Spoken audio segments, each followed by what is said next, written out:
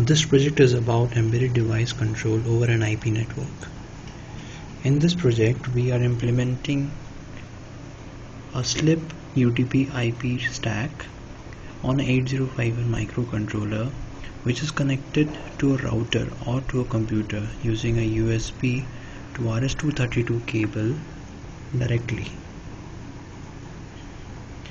And we are going to control the motor using this 8051 microcontroller.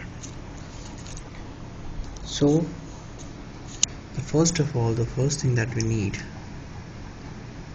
is to set up a SLIP driver on this computer. So the SLIP has started on Dave TTYS USB 0, which is the device name for this port, and the software interface for it SL is SL0. Now at this we have to configure the routing table so that the IP address which is of this device goes to the interface SL0. So we are going to start a SLIP server that will make a route.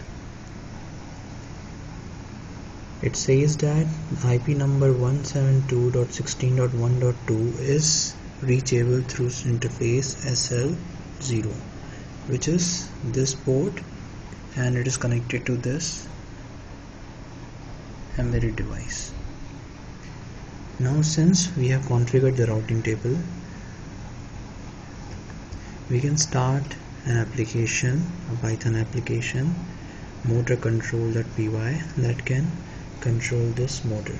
So the UDP target IP is 172.16.1.7 and the target port is 26505. The target port is not important while we are sending the data, because the device can accept data which is coming to any of the ports. However, this port is used by the device to reply. So we are using 26505 as a port, and we can use any other port. Now the motor is still running. We want to stop this motor. So we will issue a command which is stop. Now as soon as we stop, press and enter, the motor stops. What has happened is an instruction via SLIP IP UDP went, which was I00. The device replied whatever it received, and it received I00. As soon as the device replies, again the command prompt comes. So the device is programmed to reply whatever it has received back to the source, back to the IP from which it came. Now we can start this motor again, and this motor is running at a fast speed. We can also manage the speed. We can say go slow,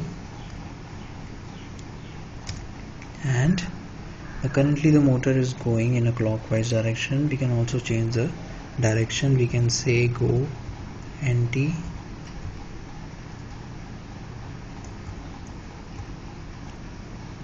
clock. Now as soon as we press enter, the motor becomes very slow and it starts moving into the anti-clockwise direction. Now the things that we can manage about this motor is its speed, its start and stop state, and its clockwise and anti-clockwise direction. Now again we can tell it to go to a clockwise rotation.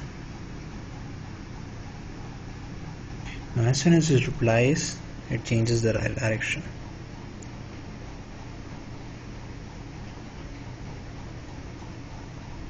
Now it is moving in a clockwise direction and it is moving slow.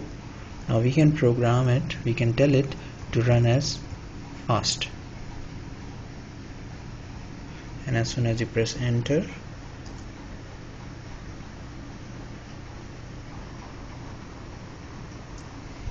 it will run at a fast speed.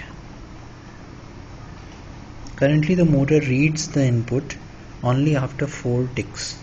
After every 4 ticks it will receive the input. That is why when we sent it a fast message, it reacted after 3 to 4 ticks. So basically the UDP message is traveling through this wire to this device. This device is extracting the data, checking the packet if it is correct or false. It is checking and then copying the data into a buffer.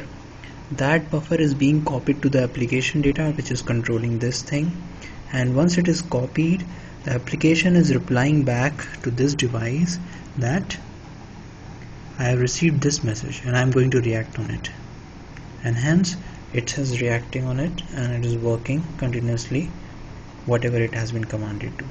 This way, using these applications or graphical user applications, we can control these devices remotely. The choice decision to use UDP instead of TCP is that TCP takes a hell lot of time to establish a connection, a lot of time, because in a slow embedded devices like these it is a lot of time. So for real-time applications and all, everywhere you'll find that UDP is supported, and hence this whole project uses UDP.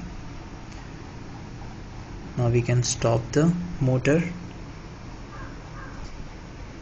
and we are done. Thank you for your time.